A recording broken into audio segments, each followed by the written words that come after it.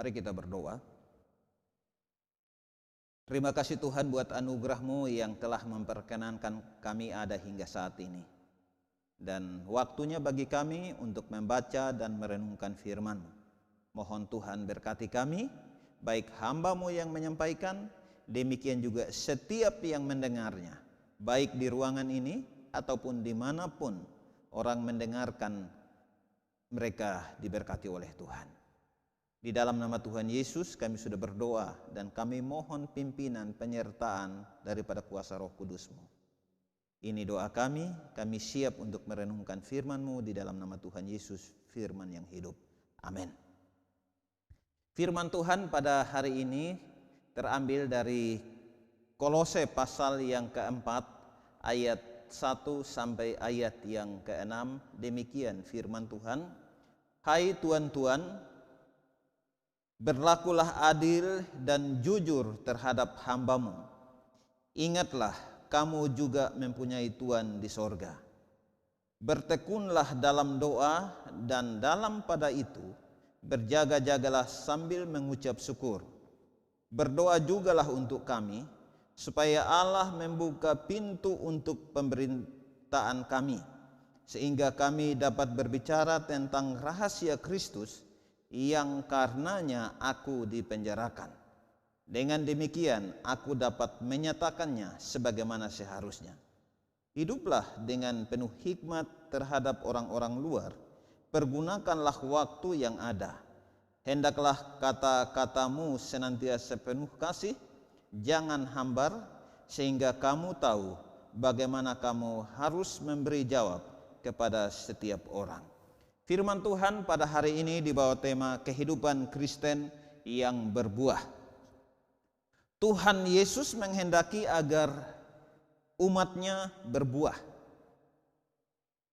Rasul Yohanes menulis bagaimana Tuhan Yesus dengan tegas menyampaikan bahwa murid Kristus harus berbuah, dan itu merupakan hal penting yang harus diketahui dan disadarinya sebagai sebuah tanggung jawab yang harus diembannya. Di dalam Yohanes pasal yang ke-15 ayat yang ke-16. Rasul Paulus yang adalah rasul Yesus Kristus pun menghendaki kehidupan umat Tuhan berbuah, dan hal ini terlihat dari nasihat-nasihat kerasulannya kepada jemaat Tuhan yang ada di Kolose. Di dalam Kolose pasal yang keempat ayat 1 sampai dengan ayat yang ke-6 yang baru saja kita bacakan, kita akan belajar beberapa nasihat kerasulan Paulus dalam mendorong kehidupan jemaat Tuhan yang ada di Kolose, dan juga mendorong kehidupan orang Kristen masa kini untuk berbuah melalui kehidupan yang merupakan anugerah Tuhan. Nasihat-nasihat itu adalah yang pertama, bertekun dalam doa. Di dalam ayat yang pertama sampai dengan ayat yang keempat, sekali lagi saya bacakan. Hai tuan-tuan, berlakulah adil dan jujur terhadap hamba-Mu. Ingatlah, kamu juga mempunyai Tuhan di sorga. Ayat 2, bertekunlah dalam doa dan dalam pada itu berjaga-jagalah sambil mengucap syukur. Ayat yang ketiga, berdoa jugalah untuk kami, supaya Allah membuka pintu untuk pemberitaan kami, sehingga kami dapat berbicara tentang rahasia Kristus yang karenanya aku dipenjarakan. Dengan demikian aku dapat menyatakannya sebagaimana seharusnya. Bapak Ibu Saudara yang dikasihi oleh Tuhan, perikop ini dianggap terkait dengan ayat yang sebelumnya, sehingga kita dapat mencermati bahwa sudah merupakan kewajiban yang harus dilakukan para tuan untuk berdoa bersama dengan para hamba mereka dan berdoa setiap hari bersama mereka, atau untuk bertekun di dalam doa. Mereka bukan hanya harus adil dan baik terhadap para hamba mereka itu, tetapi juga harus bertindak sebagai orang Kristen yang saleh. Sekali lagi, harus bertindak sebagai orang Kristen yang saleh, yang peduli terhadap jiwa para hambanya, juga peduli terhadap raga mereka. Sebagai bagian tanggung jawab, maka mereka juga di bawah pengaruh yang mereka miliki, yaitu para tuan, memperhatikan juga berkat Allah ke atas mereka, sebagaimana kamu memperhatikan urusanmu di tengah mereka. Jadi ini, nasihat ini diberikan kepada Tuhan untuk bagaimana mereka punya tanggung jawab untuk memperhatikan, selain memperhatikan kehidupan raga daripada para hamba, demikian juga memperhatikan kehidupan rohani daripada para hamba, dan termasuk berkat Tuhan yang Tuhan berikan kepada para hamba melalui para tuan. Nah, saudara yang dikasihi oleh Tuhan, terkait dengan poin ini, Paulus memberikan beberapa hal yang perlu diperhatikan, yakni pertama, peliharalah waktu doamu, ya, tanpa teralihkan oleh urusan lain. Artinya bahwa kehidupan doa, waktu-waktu doa itu harus menjadi perhatian. Ya, dikatakan pelihara, dirawat, dijaga. Sehingga setiap orang harus mengarahkan hati supaya tetap melekat pada kewajiban itu. Kewajibannya apa? Kewajibannya bertekun di dalam doa. Yang kedua adalah berjaga-jaga atau waspada. Paulus mengingatkan agar umat Tuhan di Kolose harus mempergunakan seluruh kesempatan untuk doa mereka dan memilih saat yang tepat untuk melakukannya, yakni saat yang bebas dari gangguan hal-hal lain. Jadi supaya waktu berdoa, ya jangan sampai sementara berdoa terganggu dengan hal-hal yang lain. Dan menjaga pikiran supaya tetap terpusat pada kewajiban itu sambil mengucap syukur. Apa yang disyukuri? Disyukuri berkat-berkat yang telah Tuhan berikan, yang telah para hamba terima melalui Tuhan, dan telah para tuan terima daripada Tuhan. Hal lain yang disampaikan oleh Paulus ialah jemaat berdoa juga untuk kemajuan pelayanan daripada hamba-hamba Tuhan. Di dalam ayat yang kedua, ayat yang ketiga dikatakan, berdoa jugalah untuk kami. Siapa? Paulus. Bersama siapa? Bersama dengan anak-anak rohaninya. Supaya apa? Supaya mereka tetap giat di dalam pelayanan. Dikatakan bahwa sehingga kami dapat berbicara tentang rahasia Kristus yang karenanya aku dipenjarakan. Sekali lagi, Paulus dipenjarakan oleh karena apa? Oleh karena Kristus.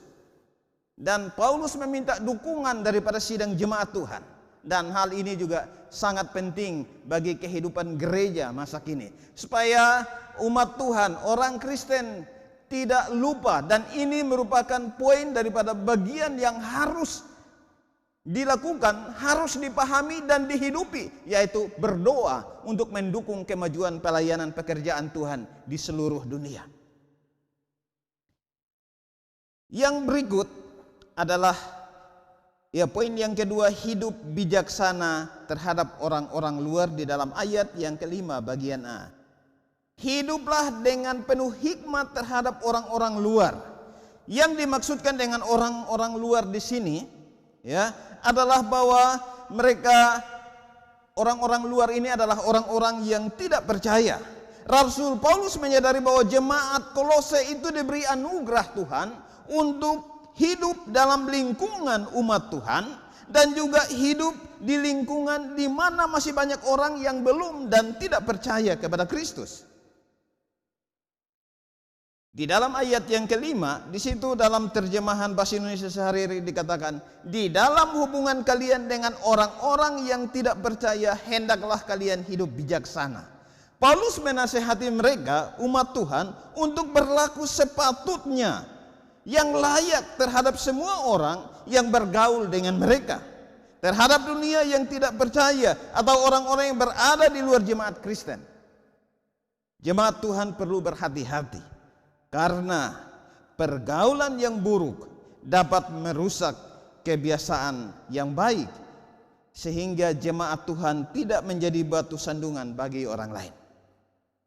Tuhan Yesus menjelaskan identitas orang Kristen sebagai pengikutnya harus bersinar, menerangi dunia yang belum percaya, dan bahkan ia sendiri menegaskan, "Maka aku berkata kepadamu, jika hidup keagamaanmu tidak lebih benar daripada hidup keagamaan ahli-ahli Taurat dan orang-orang Farisi, sesungguhnya kamu tidak akan masuk ke dalam kerajaan surga." Saudara, bagian ini mengingatkan, penekanannya adalah bagaimana tanggung jawab kehidupan daripada orang-orang yang sudah percaya kepada Tuhan harus sungguh-sungguh bijaksana untuk menjadi berkat bagi orang-orang yang belum dan orang-orang yang tidak percaya kepada Kristus.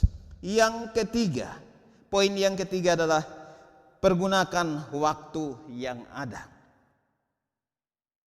Paulus juga memberikan nasihat kepada jemaat Tuhan yang ada di Kolose untuk memanfaatkan setiap kesempatan untuk berbuat baik kepada orang-orang yang belum dan bahkan yang tidak percaya kepada Kristus. Ternyata hal berbuat baik itu satu paket di dalam sebuah waktu yang Tuhan beri. Waktu yang Tuhan beri harus dipergunakan untuk berbuat baik. Yesaya sendiri menegaskan tentang berbuat baik itu ternyata tidak spontan. Tidak ada orang yang lahir langsung secara otomatis tahu langsung berbuat baik.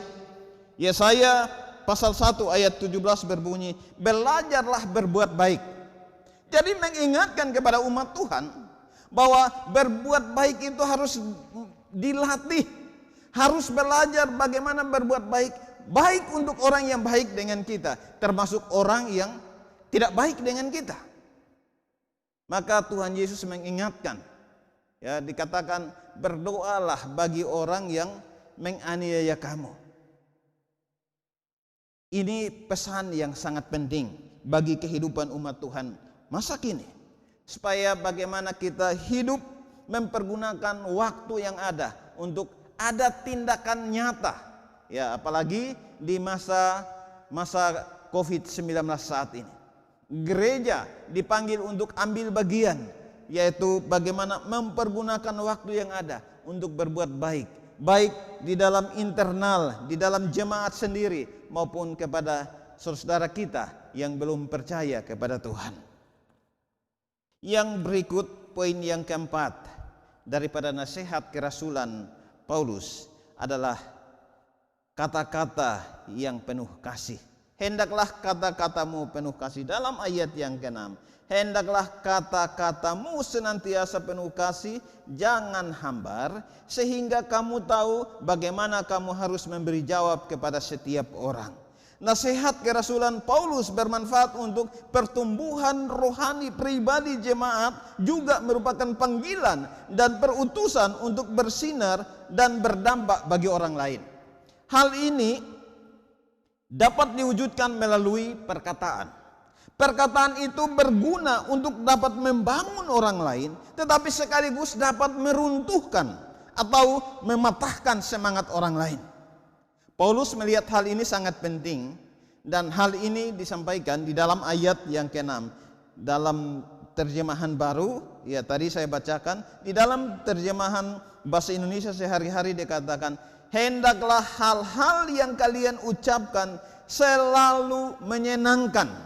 Ya, kalau tadi dikatakan kata-katamu senantiasa penuh kasih, dalam bahasa Indonesia sehari-hari dikatakan hendaklah hal-hal yang kalian ucapkan selalu menyenangkan dan menarik, atau terjemahan baru dikatakan jangan hambar.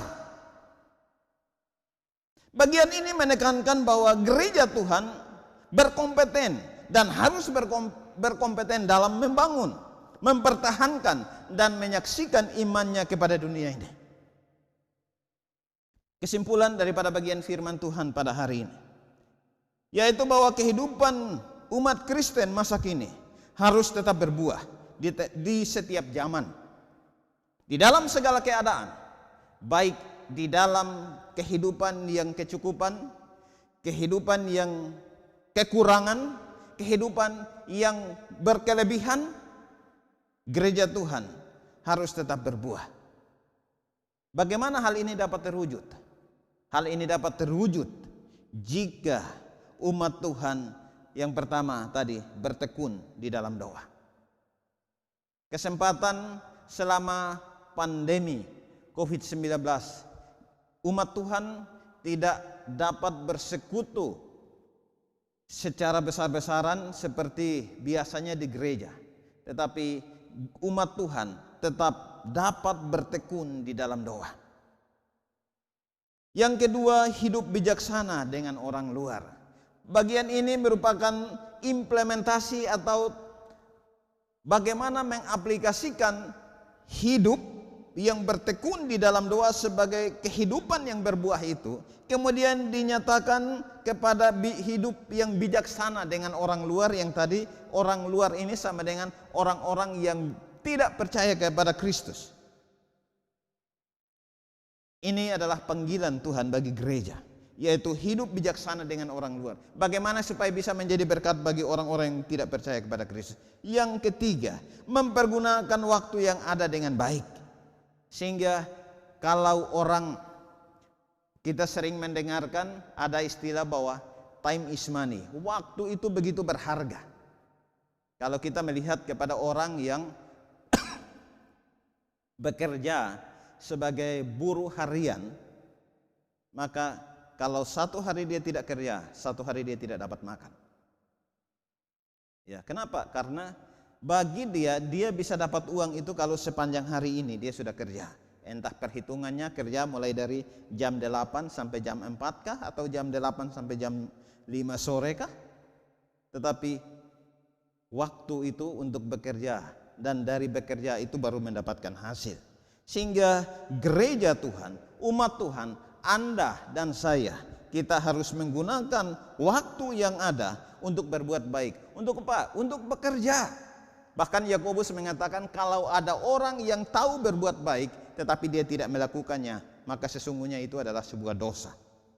Dan yang keempat, yaitu gereja Tuhan dapat berbuah, tetap berbuah di tengah-tengah zaman yang sulit jika gereja terus menyaksikan, membangun dan menyaksikan imannya kepada orang lain melalui perkataan yang penuh kasih.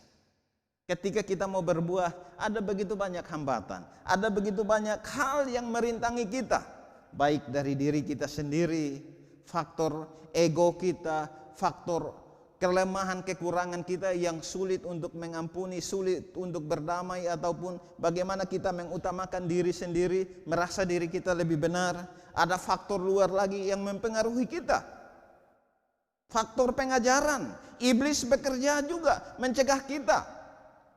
Tetapi hal-hal itu dapat kita kalahkan kalau nasihat-nasihat yang penting dan tetap relevan di setiap masa, yaitu sekali lagi kita harus bertekun, hidup bijaksana, mempergunakan waktu dengan baik, dan terus menyaksikan iman kita melalui perkataan yang membangun, sehingga segala kemuliaan hanya bagi Tuhan, dan Tuhan akan terus pakai hidup kita sebagai alat Tuhan untuk menjadi berkat bagi banyak orang. Mari kita berdoa. Tuhan Allah Bapa di sorga, pada siang ini kami bersyukur kami sudah merenungkan kebenaran firman-Mu. Mohon Tuhan berkati kami, baik hamba-Mu yang menyampaikan, demikian juga segenap umat-Mu dan setiap orang yang mendengarkan video ini, khotbah ini, agar mereka dapat diteguhkan, dapat disadarkan akan tanggung jawab sebagai orang Kristen yang harus berbuah bagi dunia ini. Terima kasih Tuhan, berkati hamba-Mu yang menyampaikan, berkati setiap yang mendengar. Di dalam nama Tuhan Yesus, Tuhan dan Juru Selamat kami, Kepala Gereja, kami sudah berdoa kepada Bapa di sorga. Amin.